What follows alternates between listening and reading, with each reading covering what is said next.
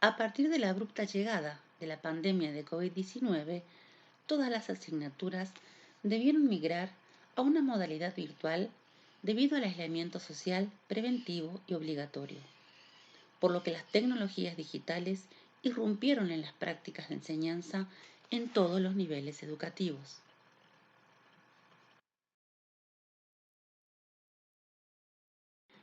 En esta diapositiva se podrán observar los objetivos a trabajar en esta ponencia.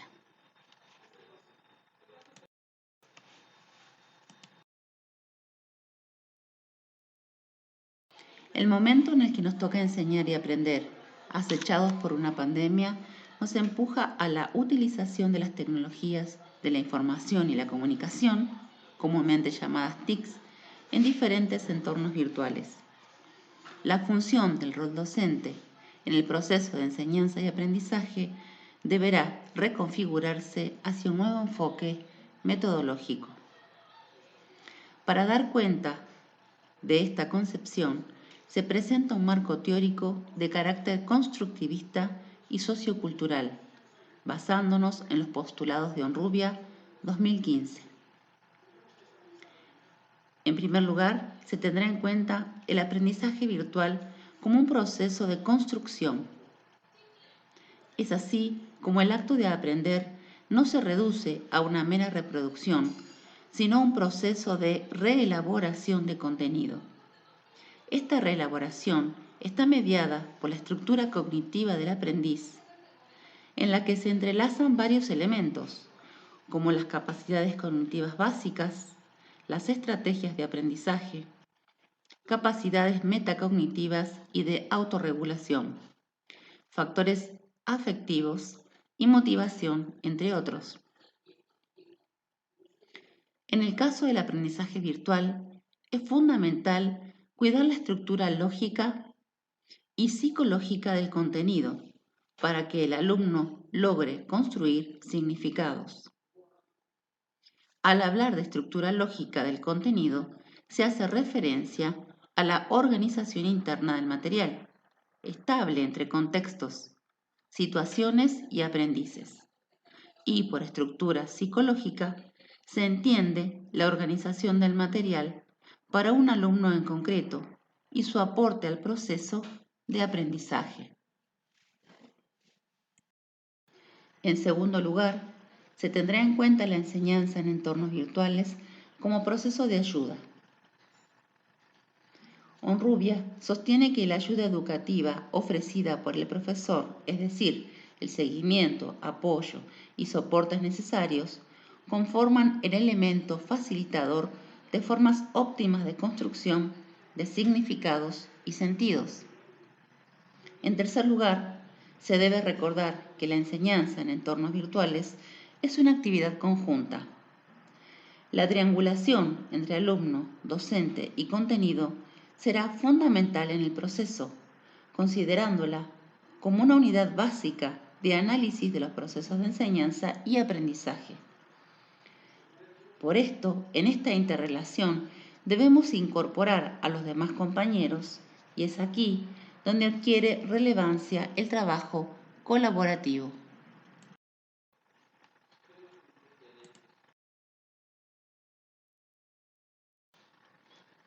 Los recursos digitales dependen en gran medida del acceso y uso, así como también de la apropiación que cada comunidad educativa haga de los mismos.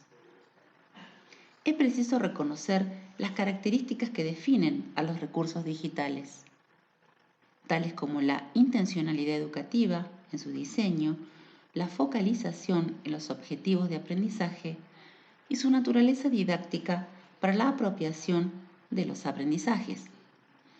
Estos recursos fueron diseñados para cumplir con diferentes funciones, tales como informar sobre un tema, ayudar en la adquisición de un conocimiento, reforzar aprendizajes, remediar situaciones desfavorables, favorecer el desarrollo de competencias y evaluar conocimientos, entre otros.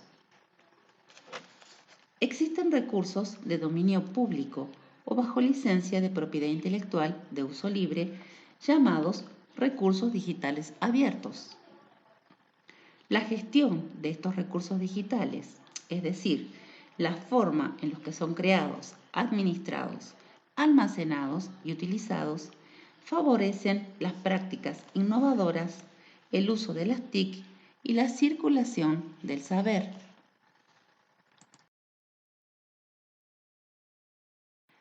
Para un mejor aprovechamiento de estos recursos, se debe hacer énfasis en diferentes procesos. Búsqueda y curación. La abundancia de contenidos conlleva a una mayor responsabilidad y oportunidades para los docentes.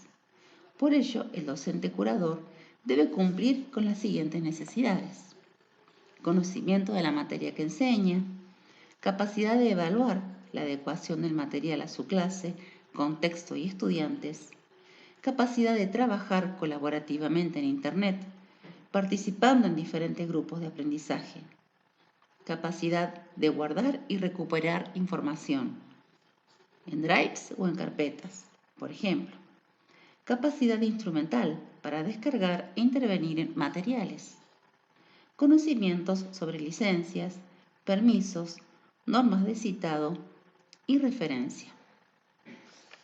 En cuanto a la producción, consiste en la construcción de un contenido nuevo o la reedición, articulando y resignificando recursos educativos abiertos.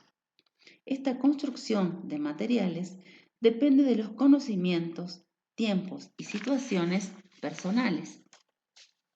Finalmente, la distribución. Es factible subirlos al aula virtual, compartirlos por WhatsApp o imprimirlos en caso de ser necesario.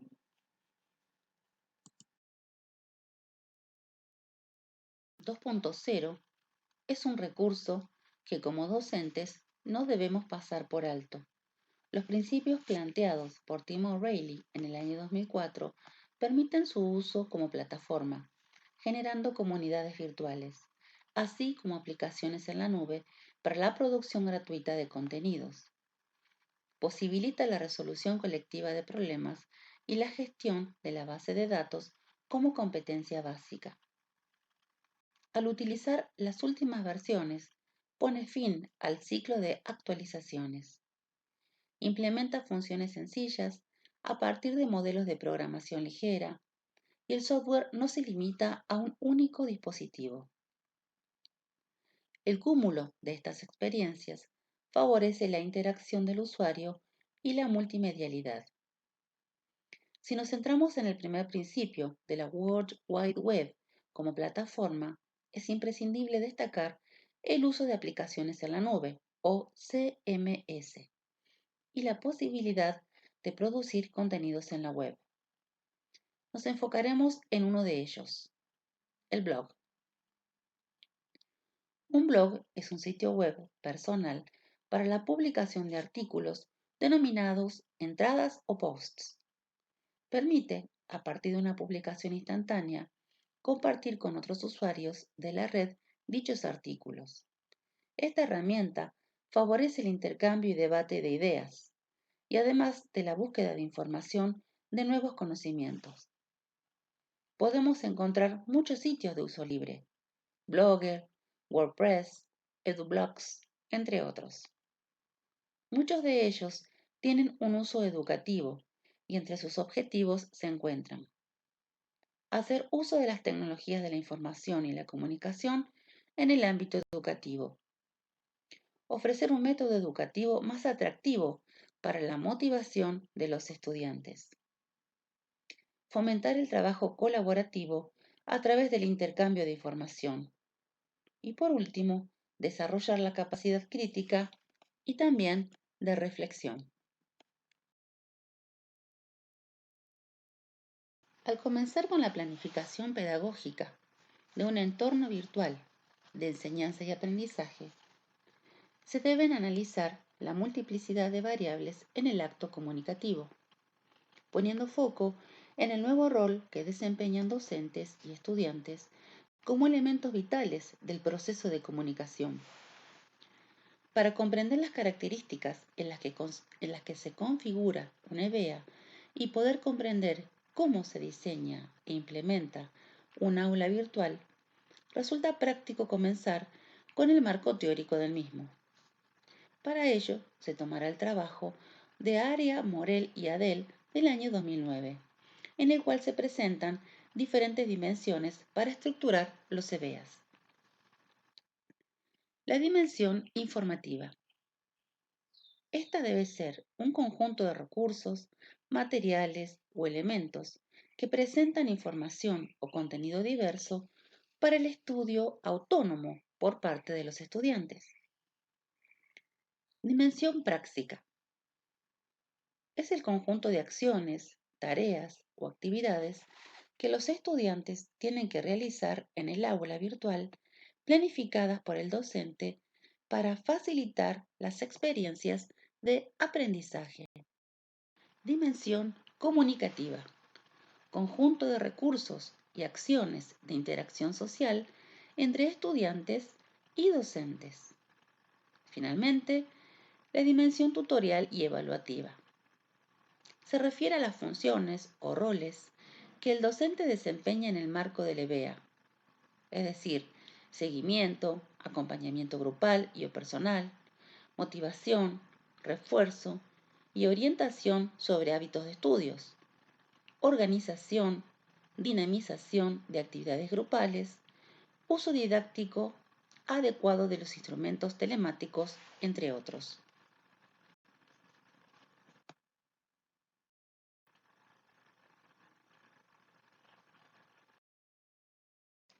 Teniendo en cuenta que el diseño debe anteceder a la planificación, podríamos decir que el diseño tecnopedagógico se define como la búsqueda de la sistematización de las etapas de planificación. Dicha planificación debe ser de carácter didáctico, curricular y estratégico. Todo esto en función de los objetivos, contenidos, interacción sincrónica y asincrónica y el contexto en el que se llevará a cabo. Además, cuenta con un diseño tecnológico, llamadas plataformas o EBEAs no soportados en plataformas, que sirven de base del diseño pedagógico. Este diseño conlleva tres aspectos fundamentales: la accesibilidad a dicha tecnología, la usabilidad y la funcionalidad técnica. Un tercer pilar a determinar en su diseño es la concepción y arquitectura seleccionada, ya que la misma puede ser de uso libre, generando el propio ecosistema a partir de los elementos que nos brinda la web 2.0, o de uso estándar, posibilitando que los estudiantes nos encuentren con mayor posibilidad. Para comprender la escasa experiencia que poseemos como docentes y comprometernos con este nuevo paradigma, Jordi Adel, en el año 2014, nos propone indagar sobre los entornos personales de aprendizaje, o comúnmente conocidos como PLE por sus siglas en inglés, Personal Learning Environment.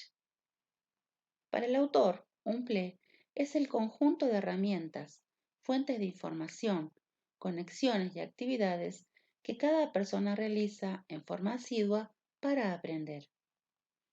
La importancia de los PLE radica en su doble implementación.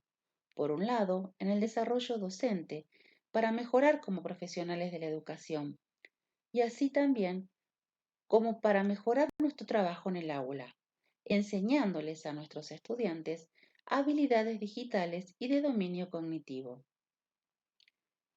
La existencia de cambios en la comunicación en la era digital global se encuentra favorecida por Internet, la cual a su vez permite la interacción con otros, sin coincidir en el espacio físico y en el factor tiempo.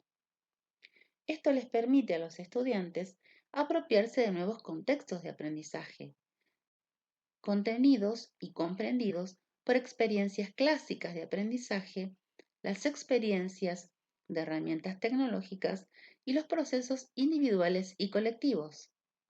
Adel, en el año 2014, denomina a este conjunto de contextos como ecosistemas de aprendizajes.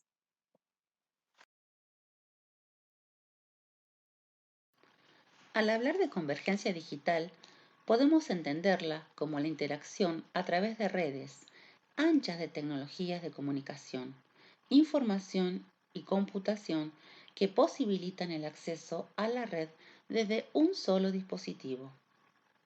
Esto posibilita que las tecnologías separadas converjan en sistemas tecnológicos que permiten la realización de tareas similares. Gordon Moore, en el año 1965, se aventuró a formular una ley en la cual sugería que cada 18 meses habría un desarrollo importante en materia computacional. Esta ley se puede comprobar actualmente. Esta convergencia ha demostrado cambios tecnológicos a lo largo de la historia. En los años 80, la televisión viaja por cable y surge la telefonía móvil y celular. En la década del 90, la fibra óptica introdujo mejoras en las condiciones de Internet, permitiendo el uso del protocolo IP, Internet Protocol, en todos los aparatos. Esta convergencia tecnológica se visualiza hoy en distintos aparatos convergentes, tales como los smartphones, smart TVs y computadoras. La importancia de la convergencia tecnológica radica en su capacidad de impulsar grandes cambios y nuevos paradigmas, no solo a nivel tecnológico, sino también educacional. Una muestra de esto es la multialfabetización, resultado de la convergencia de la cultura mediática y la cultura escolar. Surge el término aprendizaje ubicuo, entendiéndose como una educación sin muros que permite el aprendizaje en todo momento y en cualquier lugar. La convergencia entre los medios, los contenidos, las narraciones transmedia, las redes sociales y los entornos personales de aprendizaje proponen un enfoque social y colaborativo para la educación.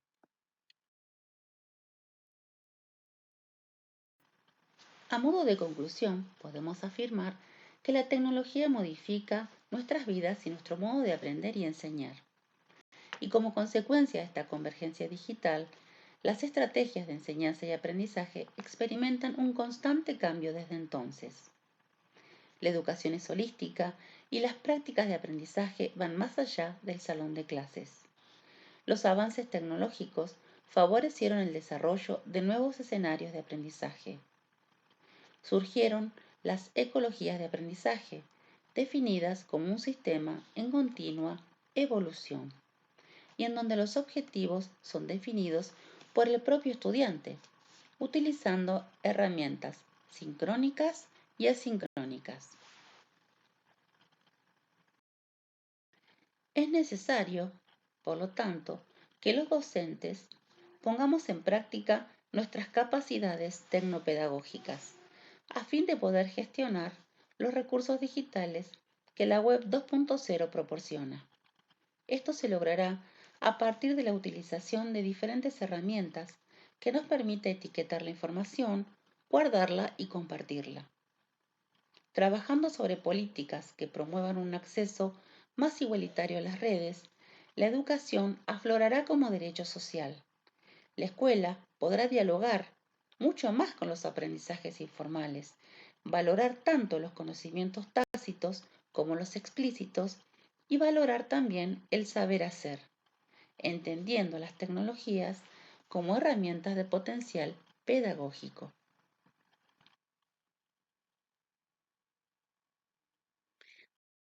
Muchas gracias por su atención. Saludos cordiales, Marcela Bertuzzi.